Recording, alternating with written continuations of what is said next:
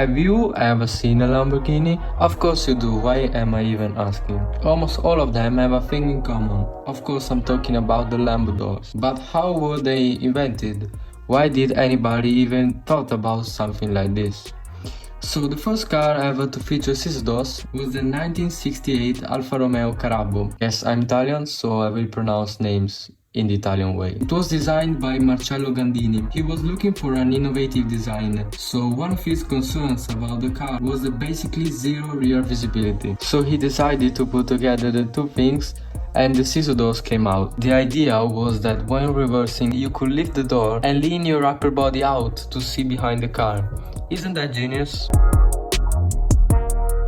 Anyway, the first ever production car to feature the Scissor doors was the Gandini's Lamborghini Countach, as the Alfa Romeo Carabbo was just a concept car. Apart from the rear view visibility, the doors were solving another problem. The Countach was extremely large and it was impractical for real life usage, and especially when parking in tight spaces, they really had to exit the car somehow. Other Lamborghinis with the Lambo doors are the Diablo Murcielago and the Reventon.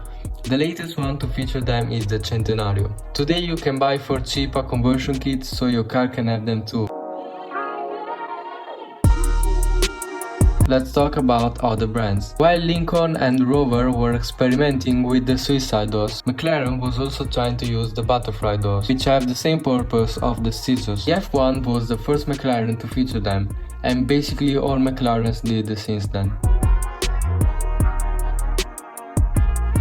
Did you know that the Toyota Serra made from 1990 to 1995 was a limited release car designed exclusively for the Japanese market, JDM, and the first mass-produced vehicle with butterfly doors? The car was a 3-door compact sport hatchback coupe, front engine to front-wheel drive. Do you like this car? Both on the top right corner.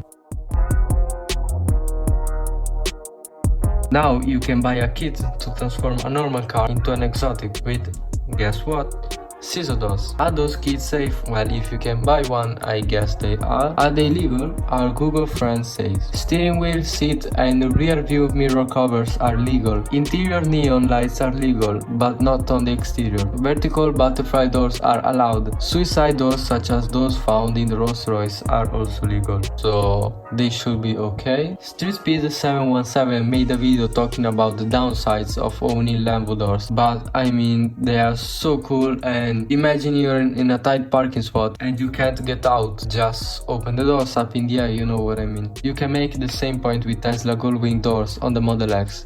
They can open in very tight situations. Even DeLoreans had Gullwing doors, and they're between the coolest thing ever made. If I had a GT86 or a BRZ, one of the first mod I do is installing Scissor doors. Just don't buy the cheapest kit you can find, they are not safe at all. If you are considering to buy a kit, try verticaldoors.com. One of the first things you'll see is 6 grand to buy a kit for the Gallardo. Let's see some cheaper ones. I'm sure a Corvette one is cheaper. I mean, they are, but they're still a lot of money. Let's see the situation on a website that is more friendly to our pockets. Of course, I'm talking about AliExpress, my friend. Now we are talking. $200 for an universal kit. How safe they are? Well, if you buy one, let me know. That's the end of the video. Let me know what you think about it.